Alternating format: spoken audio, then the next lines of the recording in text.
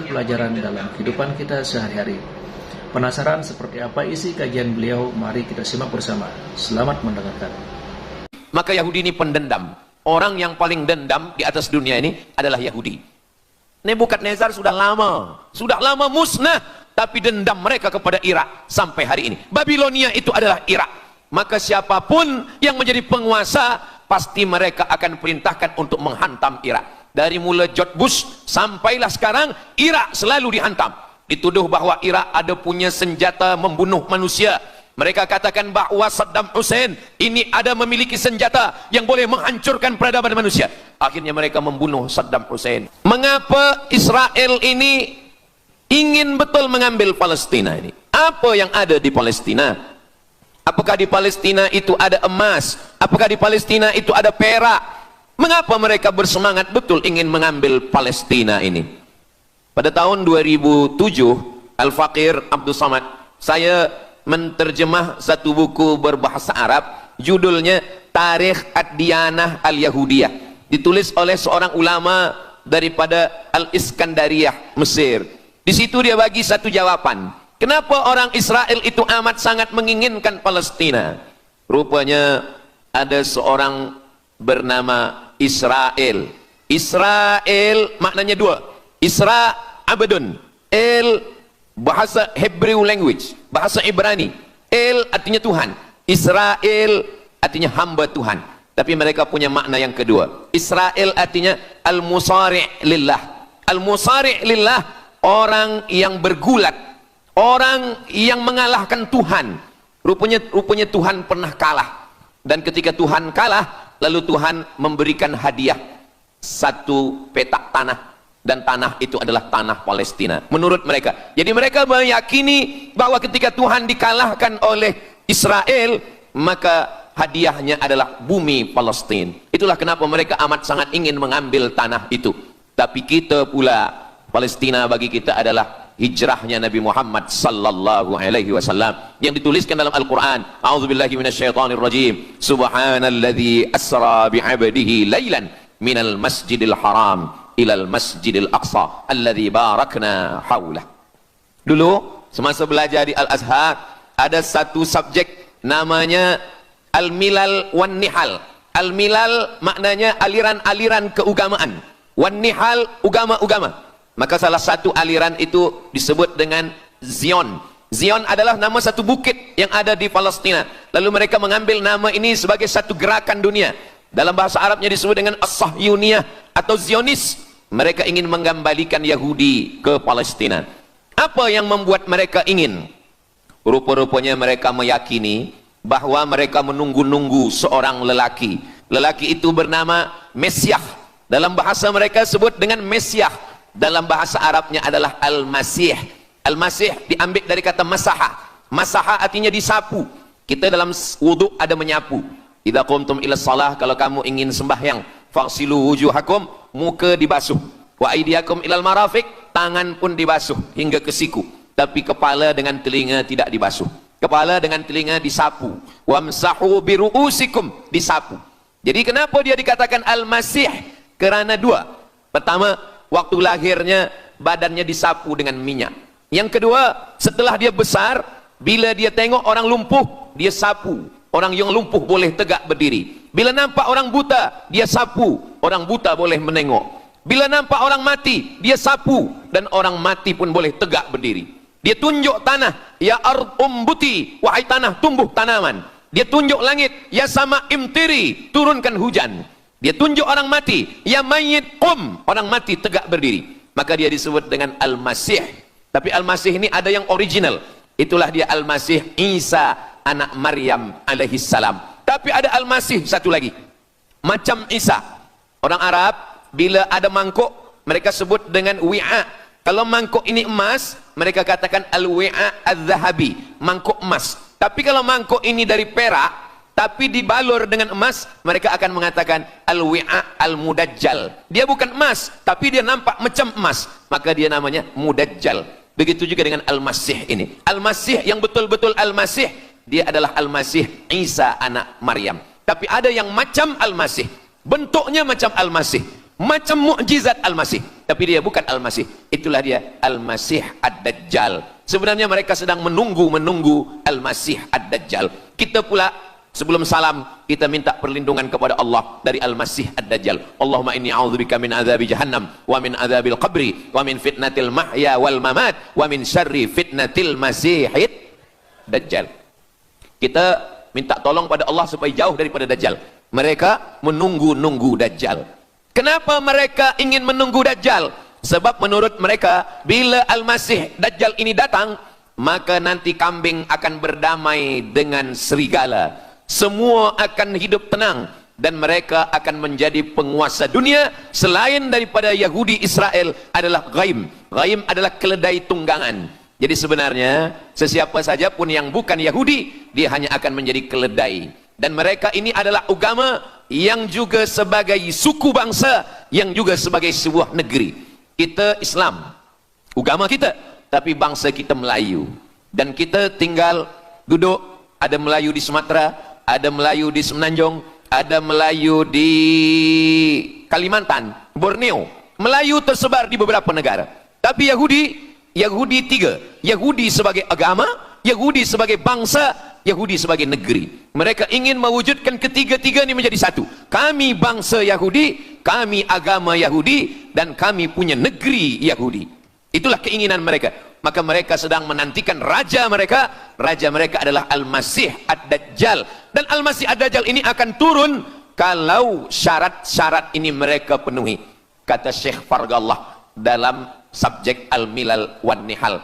Maka yang pertama diminta oleh Al-Masih Ad-Dajjal ini adalah semua Yahudi kembali kepada bumi Israel. Mereka mengatakan itu bumi punya dia dan semua akan kembali. Rupa-rupanya mereka tiada punya negeri. Sama macam nasib orang Kurdi. Kurdi ada di Turki, Kurdi ada di Irak, Kurdi ada di beberapa belahan bumi. Syekh Amin Al-Kurdi, mursyid tarekat Naqsabandiyah di Mesir, orang Kurdi tapi duduk di Mesir. Syekh Muhammad Said Ramadan Al-Buti, orang Kurdi tapi duduk di Suriah. Salahuddin Al-Ayyubi, orang Kurdi tapi dia raja di Mesir. Mereka pun di seluruh dunia ada, tapi mereka tak ada punya negeri. Maka mereka ingin mengambil Palestina, mereka ingin kembali ke negeri yang menurut mereka inilah adalah hadiah daripada Tuhan, kerana Tuhan kalah bertembung, bertarung dengan nenek moyang mereka bernama Israel menurut hikayat mereka. Yang ini semuanya adalah asatirul awalin, hanya dongeng-dongeng nenek moyang mereka zaman silam. Lalu kemudian datanglah Theodor Herzl menghadap kepada Sultan Abdul Hamid, Sultan Turki. Mereka ingin membayar dengan ratusan keping emas. Apa kata Sultan Abdul Hamid? Dulu Palestina itu diambil dengan darah dan nyawa, maka saya tidak akan memberikannya dengan emas. Lalu kemudian apa yang terjadi? Mereka menghalau Sultan Abdul Hamid dengan seorang lelaki bernama Mustafa Kemal Ataturk. Lalu kemudian hilanglah khilafah Islamiyah. Ketika khilafah Islamiyah tahun 1924 ini jatuh, hilang, tumbang, maka ketika itu umat Islam tidak lagi ada pelindung. Dan ketika itulah mereka mengambil Palestina. Mereka merebut, mereka mengambil, seperti yang dikatakan Sayyidina Muhammad sallallahu alaihi wasallam, kamu akan diperebutkan seperti makanan yang ada di atas meja makan. Satu mengambil kakinya, satu merebut kepalanya, satu mengambil dadanya, dan tercabik-cabik, dicakar, dimakan, dipotong. Tak ada satu pun yang peduli. Alhamdulillah, kita malam ini masih peduli. Kita sedang mengajarkan kepada belia-belia, kita sedang mengajarkan kepada pemuda-pemuda Islam. Mudah-mudahan sampai anak cucu kita sampai hari kiamat masih lagi peduli kepada Palestina, insyaAllah. Allahu Akbar. Semua Yahudi kembali ke Palestina. Maka sekarang mereka sudah berkumpul. Berapa jumlah mereka?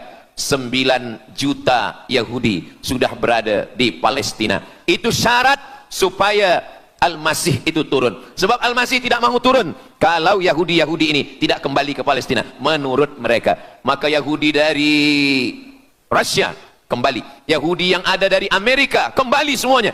Dari mulai tahun 1946 sampailah hari ini 2025, tahun hadapan 2026, 80 tahun lamanya mereka sudah berkumpul menunggu kedatangan Al-Masih dengan cara berkumpul. Dan mereka yang datang ini hanya keturunan Yahudi dari puak ibunya saja. Yahudi ini tidak menerima dari puak ayah. Jadi kalau ada ayahnya Yahudi, emaknya tak Yahudi, dia tiada diterima. Sebab mereka guna dari puak ibu.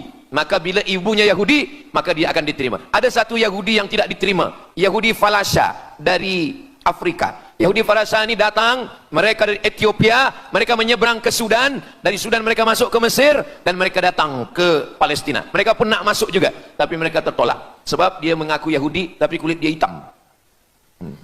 Saya tak tahu di tempat kita, tapi di tempat saya banyak juga Yahudi, namanya Yahudi pesek. Kulit dia hitam, hidung dia pesek, tapi otak dia Yahudi.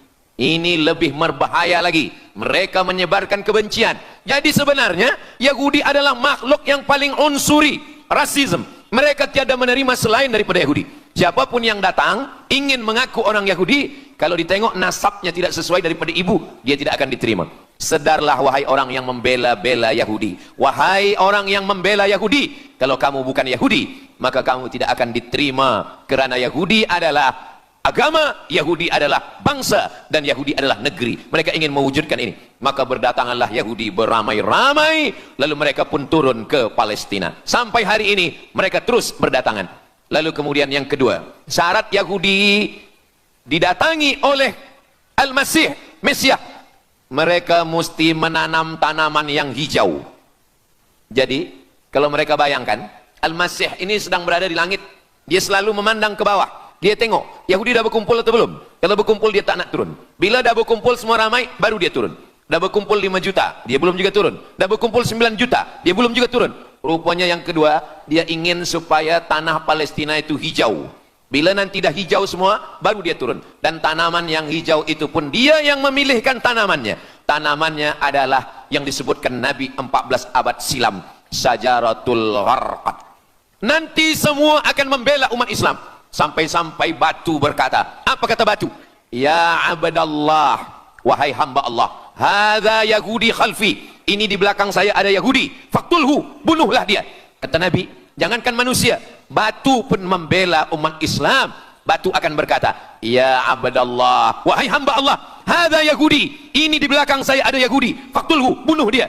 Tapi ada satu yang membela mereka. Siapa dia? Syajaratul Gharqad, pokok kayu Gharqad. Allah menunjukkan sampai hari ini mereka menanam pokok Gharqad ini. Saya belajar ke Mesir tahun 1998. Musim panas tahun 1999, saya pergi ke satu kawasan bernama Aris. Selepas itu pergi ke sebuah kota, kota ini bernama Rafah. Rafah ini dibagi dua, setengah diambil oleh Yahudi, setengah lagi diambil oleh Mesir. Dari sempadan ini kita boleh menengok hijau. Lalu saya pun bertanya kepada ulama yang mendampingi kami, Tuan Syekh, itu pokok apa yang hijau? Kata Syekh, itulah pokok yang disebutkan Nabi Muhammad sallallahu alaihi wasallam. Pokok itu bernama Syajaratul Gharqad, dan mereka memang menanam pokok itu sekarang. Supaya apa? Supaya Al-Masih menengok dari atas, bila dia tengok dah hijau, dia pun akan turun menurut keyakinan Yahudi. Yahudi sudah berkumpul 9 juta orang. Pokok Gharqad sudah ditanam, sudah.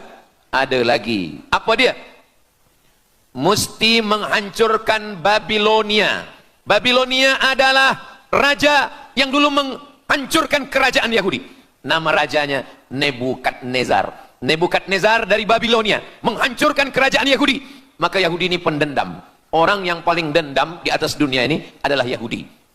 Nebukadnezar sudah lama musnah, tapi dendam mereka kepada Irak sampai hari ini. Babilonia itu adalah Irak. Maka siapapun yang menjadi penguasa, pasti mereka akan perintahkan untuk menghantam Irak. Dari mula George Bush sampailah sekarang, Irak selalu dihantam. Dituduh bahwa Irak ada punya senjata membunuh manusia. Mereka katakan bahawa Saddam Hussein ini ada memiliki senjata yang boleh menghancurkan peradaban manusia. Akhirnya mereka membunuh Saddam Hussein. Apa yang terjadi? Sampai hari ini Saddam Hussein tiada memiliki apapun untuk menghancurkan umat manusia.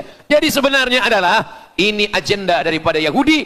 Mereka ingin menghancurkan Babilonia, dan Babilonia itu adalah Irak pada zaman modern sekarang ini. Setiap penguasa-penguasa pasti menghancurkan Irak, sebab mereka amat sangat benci dan dendam kesumat kepada Irak.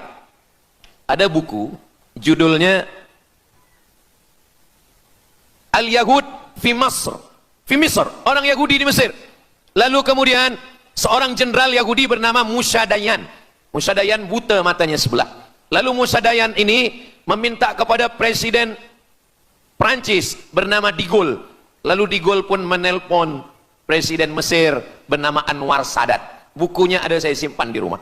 Dia katakan bahwa kepada Anwar Sadat, wahai Tuan Presiden Anwar Sadat, ini mami yang ada di Museum Mesir, Kaherah itu sedang sakit.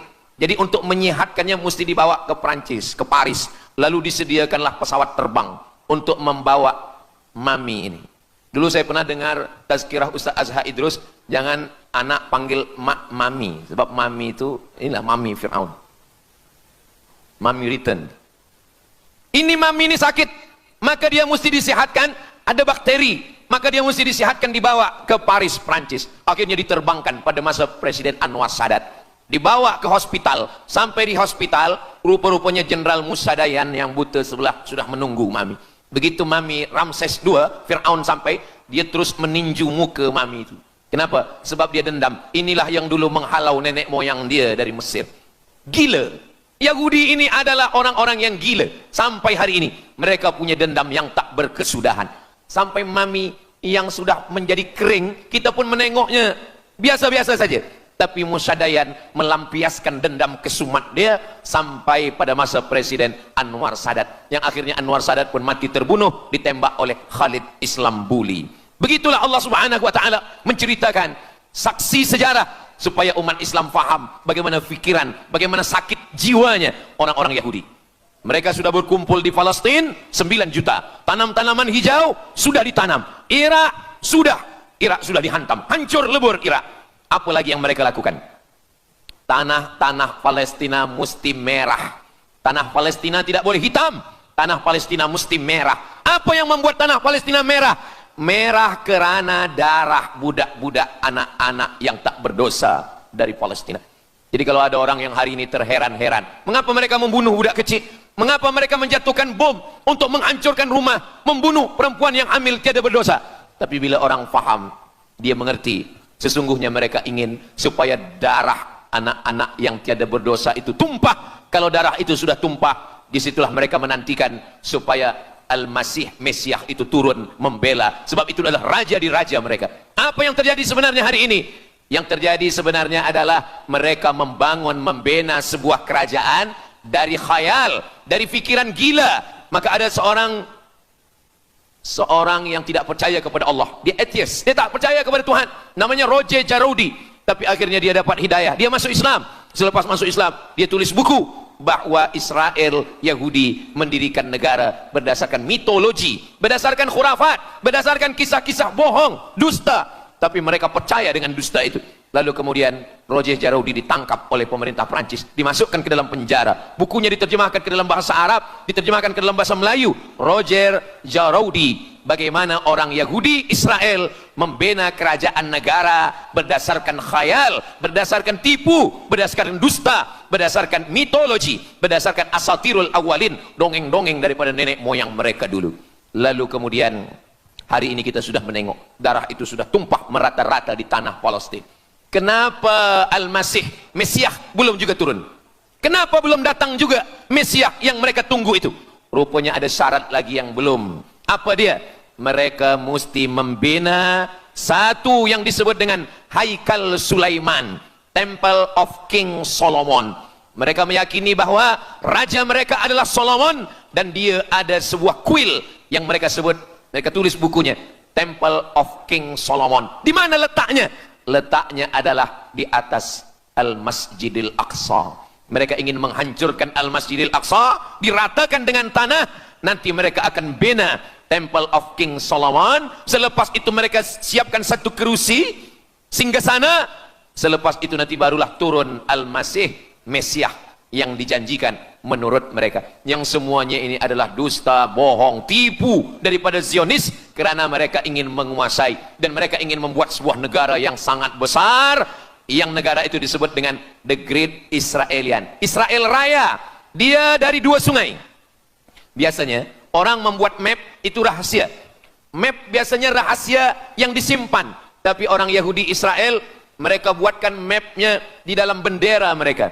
Kita membuat sesuatu yang rahasia kita simpan, tapi mereka membuat satu garis biru di atas, satu lagi garis biru di bawah. Yang di atas itu adalah sungai Nil. Sungai Nil di atas. Dan yang di bawah itu adalah sungai Efrat. Sungai Nil di atas, Afrika Utara, Mesir. Sungai Efrat di bawah. Sungai Efrat ada di Irak. Lalu di tengah itu ada bintang segi 6. Apa maknanya?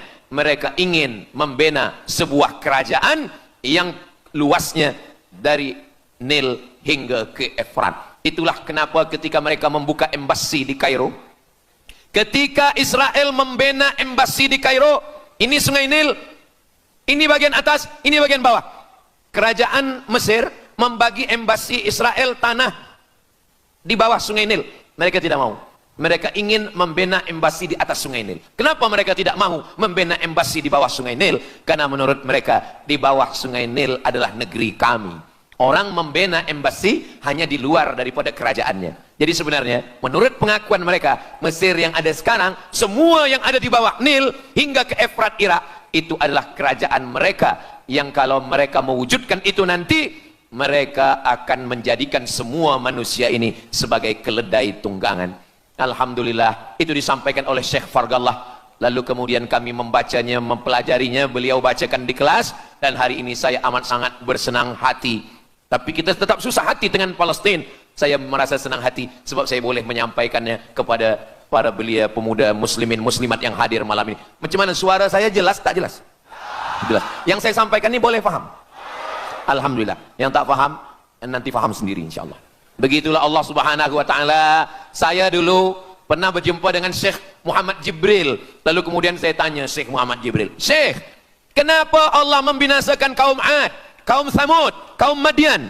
Wa ila Thamud akhahum Salihah, wa ila Madian akhahum Syuaiba, wa ila 'Adin akhahum Huda."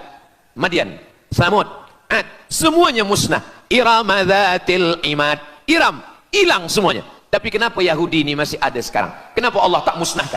Kata Syekh Muhammad Jibril, Allah Maha Kuasa untuk memusnahkan Yahudi Israel. Senang saja bagi Allah. Innama amruhu idza arada syai'an ayyaqula lahu kun fayakun. Yahudi Israel mati semua rata dengan tanah. Satu jeritan malaikat mati mereka semua. Allah goncangkan bumi, habis mereka ditelan bumi. Ya bunayya, wahai anakku, kalaulah Israel Yahudi ini mati, lalu kamu masuk surga dengan apa, kata dia. Sebenarnya Allah masih menyisakan Yahudi ini supaya kita berjuang. Sekarang ada umat Islam yang amat sangat lemah. Dia bukannya ikut berjuang, tapi melemahkan perjuangan orang. Bila ada umat Islam yang berkumpul beramai-ramai, solidariti tentang Palestina, dia berkata, katanya Allah Maha Kuasa, kenapa Allah tak binasakan? Dulu, arsalna alaihim tayran ababil, datang burung ababil, tarmihim bi'ijaratin min sijil. Mana ababil sekarang? Kenapa Allah tak kirimkan ababil? Saya pun pernah tanyakan ini kepada masyayikh, Syekh, kenapa Allah tak kirimkan ababil? Dulu ketika Abdul Muttalib memegang kunci Ka'bah, masa itu tak ada orang beriman. Abdul Muttalib bersendirian, lalu kemudian dia datang ke Ka'bah, dia letakkan kunci itu. Ya Allah, inna li hadzal baiti rabban yahmih. Saya sendiri seorang saja, saya tak sanggup untuk menolong Ka'bah. Inna li hadzal baiti rabban yahmih. Ka'bah ini ada pemiliknya, Ka'bah ini ada pelindungnya, Allah akan melindungi. Itulah mengapa Allah mengirimkan alam tara kaifa fa'ala rabbuka bi ashabil fil alam yaj'al kaidahum fi tadlil. Kenapa Allah kirimkan tayran ababil? Karena tidak ada orang beriman, hanya Abdul Muttalib sendiri. Tapi sekarang 2 miliar orang beriman yang bersyahadat asyhadu an la ilaha illallah wa asyhadu anna muhammadan rasulullah. Itulah kenapa Allah tidak mengirimkan tayran ababil. Itulah kenapa Allah tidak membuatkan goncangan. Itulah kenapa. Tapi sedikit banyak Allah mulai menurunkan pertolongannya. Kalau sudah datang pertolongan Allah Subhanahu wa taala, idza jaa nasrullah, kalau sudah datang pertolongan Allah, idza jaa nasrullah wal fath, kemenangan. Wa ra'aitan nasa yadkhuluna fi dinillahi afwaja. Insyaallah, alaysa subuhu biqarib. Subuh tak lama lagi. Pertolongan Allah pasti datang. Nasrum minallah wa fathun qarib. Hasbunallah wa ni'mal wakil. Ni'mal maula wa ni'man nasir. Wala haula wala quwata illa billahil aliyil azim. Subhanallah, sangat luar biasa kajian yang sudah disampaikan oleh guru kita Al-Ustaz Abdul Somad. Sahabat beriman yang dimuliakan Allah, tetaplah di channel ini karena tausiah ini belum selesai dan masih banyak lagi hal-hal menarik yang akan disampaikan oleh beliau. Mari kita lanjutkan kembali. Selamat mendengarkan. Kalau kita seorang cikgu, kalau kita seorang ulama, sampaikanlah kepada umat. Sebagai seorang ayah, sampaikan kepada anak. Sebagai seorang ahli keluarga, kita mesti ingatkan, buatkan baju dengan lambang, simbol, bendera penderitaan Palestina. Kalau kita menonton dengan keluarga di rumah, tontonkan bagaimana penderitaan anak-anak di Palestina. Saya di rumah ada gambar besar, gambar Palestina. Sehingga setiap kali tamu datang, kita bercerita, dia tanya, ini gambar apa nih Ustaz? Inilah gambar saudara kita yang sedang teraniaya di Palestina. Malam ini kita guna sorban, kita pakai sorban yang mengingatkan kita kepada Palestina. Apapun yang kita lakukan, jangan lupa menyampaikan khutbah Jumat, kunut nazilah, Allahumma ansuril Islam wal muslimina fi Palestina. Silahul mu'min, doa silahul mu'min. Kalau kita tiada senjata lagi, maka sesungguhnya doa. Man lam yahtam bi amril muslimin, siapa yang tak peduli kepada penderitaan saudaranya di Palestina, falaisa minhum, dia tidak diakui sebagai umat Nabi Muhammad sallallahu alaihi wasallam. Orang beriman bukan setakat sembahyang subuh, zuhur, asar, maghrib, isya. Orang beriman bukan setakat ditengok berapa kali dia ke Baitullah haji dan umrah, tapi orang beriman bagaimana perasaan dia kepada saudaranya. Maka kata Nabi SAW, la yu'minu ahadukum, kamu tidak beriman, kalaupun kamu beriman, belum sempurna, hatta yuhibba li akhi, sampai engkau sayang kepada saudaramu. Ma yuhibbu li nafsih, sayang kepada saudara seperti sayang pada diri sendiri. Kalau anak saudara kita di Palestina teraniaya, kita lebih teraniaya. Kalau pipi kita dicubit sakit, begitu juga dengan saudara kita di Palestina. Kita memang hidup pada zaman yang susah, yang payah. Beruntunglah datuk nenek moyang kita 100 tahun yang lampau, mereka selamat dari fitnah ini. Tapi kita pun tak boleh mengutuk nasib. Mengapa saya hidup sekarang? Kenapa kami hidup tahun 1447 ini ya Allah? Tentu ada hikmahnya. Allah hidupkan kita hari ini. Kenapa saya tak hidup zaman Nabi? Kalau ada pemuda belia sekarang datang kepada Ustaz Abdul Somad, Ustaz Somad, kenapa saya tak hidup zaman Nabi? Kalau saya hidup zaman Nabi mungkin saya baik. Kamu yang komplain kepada Allah, kalau kamu hidup zaman Nabi mungkin tidak ikut Nabi, ikut Abu Lahab, ikut Abu Jahal. Kita dihidupkan Allah hari ini, kita masih bersama dengan guru kita, Al-Fadhil Ustaz Azhar Idrus. Kita masih bersama dengan orang-orang baik, orang mulia. Alaikum bil jamaah. Kata Nabi SAW, man syadza finnar, jangan bersendirian, sendirian masuk neraka. Kita mesti berjamaah. Alhamdulillah, yang ada kuasa dengan kuasanya, yang ada fatwa dengan fatwanya, yang ada ilmu dengan ilmunya. Bagi penuntut-penuntut, pelajar-pelajar, tonton, buat video, buat apapun yang boleh kita buat, share, gambar, semuanya itu ada tanggung jawab kita di hadapan Allah Subhanahu wa taala. Kullukum ra'in, setiap kamu pemimpin, hadap ke Baitul Maqdis 17 hingga 18 bulan. Sampai akhirnya pada bulan Sya'ban turun ayat, qad nara taqalluba wajhika fis sama', kami menengok wajah engkau menghadap ke arah langit. Fawalli wajhaka syatral masjidil haram, hadapkanlah wajahmu ke arah Masjidil Haram. Lalu Nabi pun menghadap ke arah Masjidil Haram. Selepas itu sahabat datang beramai-ramai menjumpai Nabi Muhammad SAW. Ya Rasulullah, bagaimana saudara kami yang sembahyang, yang solat 16 bulan, 17 bulan, 18 bulan, dia menghadap ke Palestina, apakah solatnya diterima Allah? Turun ayat, wa ma kana Allahu liyudhi'a imanahum. Tafsirnya, wa ma kana Allahu liyudhi'a salatahum. Allah tidak menyia-nyiakan sembahyang mereka, Allah tidak menyia-nyiakan solat mereka. Sembahyang mereka yang dulu menghadap ke Baitul Maqdis diterima Allah atau tidak? Itu yang mereka cemaskan, itu yang mereka khawatirkan. Sembahyang yang 18 bulan itu yang mereka takutkan. Bagaimana kita sekarang? Bagaimana sembahyang saudara kita? Bagaimana puasa mereka? Bagaimana musim sejuk? Mereka sejuk. Bagaimana mereka tak boleh makan, tak boleh minum? Kalau kita sudah berbuat di luar kemampuan kita, kita tidak akan dituntut di hadapan Allah. La yukallifullahu nafsan illa wus'aha. Mudah-mudahan apa yang kita lakukan malam ini, kita bangkitkan semangat jamaah. Selemah-lemahnya adalah doa. Selemah-lemah kekuatan orang beriman adalah melafazkan doa kepada Allah supaya Allah memberikan pertolongan. Tak ada yang susah bagi Allah Subhanahu wa taala. Itulah yang boleh Al-Fakir sampaikan pada malam hari ini, solidariti kita tentang Palestina. Mudah-mudahan ada manfaatnya. Banyak cakap kata yang tak berkenan di hati, menyinggung perasaan, saya memohon maaf, beribu-ribu maaf. Mudah-mudahan yang kita lakukan malam ini diridhai Allah Subhanahu wa taala dan boleh kita bawa bekal menghadap Allah. Bila kita mati ditanya oleh Allah, inilah jawaban kita. Kami sudah berkumpul, kami sudah bangkitkan semangat, kami sudah berdoa, kami sudah menjelaskan bagaimana jahat Yahudi di Palestina. Akhirnya saya tutup dengan pantun penutup, menangkap puyuh di Bukit Selasih. Thank you dan terima kasih. Aku qauli hadza astaghfirullah li wa lakum. Allahu akbar. Allahu akbar. Allahu akbar. Sallu ala Nabi Muhammad. Allahumma salli ala Sayyidina Muhammad wa ala ali Sayyidina Muhammad. Terima kasih segala perhatian. Mohon maaf segala kesilapan dan kekhilafan. Wassalamualaikum warahmatullahi wabarakatuh. Alhamdulillahirabbil alamin. Demikianlah kajian penuh ilmu, hikmah dan manfaat yang sudah disampaikan oleh guru kita Al-Ustaz Abdul Somad. Semoga apa yang sudah disampaikan beliau menjadi ilmu yang bermanfaat dalam kehidupan kita sehari-hari. Sahabat beriman yang dimuliakan Allah, mari kita doakan guru kita, semoga beliau selalu diberikan kesehatan dan dimudahkan segala urusannya. Dan buat sahabat semua yang sudah setia menyimak kajian ini sampai selesai, saya doakan semoga sahabat semua selalu diberikan kesehatan, dimudahkan segala urusannya, dan dilancarkan rezekinya. Amin ya robbal alamin. Demikian yang dapat saya bagikan, kurang lebihnya mohon maaf. Sampai bertemu lagi di kajian berikutnya. Wabillahi taufiq wal hidayah. Wassalamualaikum warahmatullahi wabarakatuh. Setelah kita mendengarkan bersama tausiah yang sangat luar biasa yang disampaikan oleh guru kita Al-Ustaz Abdul Somad, sekarang mari kita lanjutkan aktivitas kita masing-masing. Semoga apa yang sudah disampaikan beliau menjadi ilmu yang bermanfaat dalam kehidupan kita sehari-hari. Selamat beraktivitas, sukses selalu, sampai bertemu lagi di kajian berikutnya. Wassalamualaikum warahmatullahi wabarakatuh. Bismillahirrahmanirrahim. Assalamualaikum